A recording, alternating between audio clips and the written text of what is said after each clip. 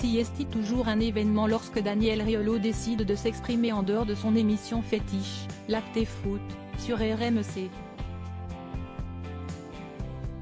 Pour les amoureux de football, le journaliste de 52 ans cristallise beaucoup d'émotions et si certains l'adorent, d'autres cultivent une haine profonde à son égard.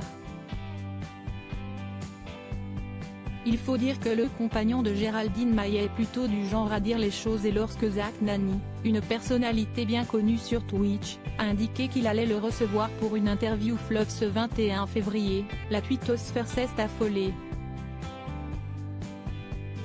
Spécialisé dans le football, bien qu'il partage également la passion du poker avec sa compagne, Daniel Riolo a été interrogé pendant près de 2 heures sur les sujets brûlants du moment. Évidemment, le Paris Saint-Germain a pris une grande place dans la discussion et il a notamment été question des 2 grandes stars de l'équipe, Lionel Messi et Neymar. 2 joueurs dont la relation avec le public du Parc des Princes n'est pas toujours au beau fixe et malgré leur statut de star interplanétaire, le journaliste ne comprend pas les critiques envers les supporters parisiens.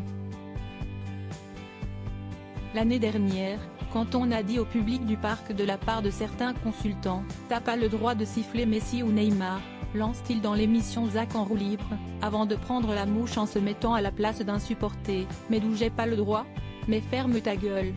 Lui, il est là de passage, il vient pour prendre son chèque, un sujet sensible pour Daniel Riolo, qui n'a jamais caché son amour pour le club de la capitale, bien qu'il se montre le plus impartial possible envers lui. Si estime mon club, moi j'y viens depuis 20 ans, mais d'où j'ai pas le droit de le siffler, note de la rédaction. Lui, il est là de passage, il vient pour prendre son chèque, poursuit-il en continuant à se mettre à la place du public du Parc des Princes. Malgré tout, le compagnon de Géraldine Maillet ne souhaite pas s'en prendre aux joueurs du PSG dans cette affaire, pour lesquels il a du respect, du moins surtout pour un Messi. Moi je trouve que si est stratosphérique, si est mon joueur préféré, mais pas sous le maillot du PSG, conclut-il.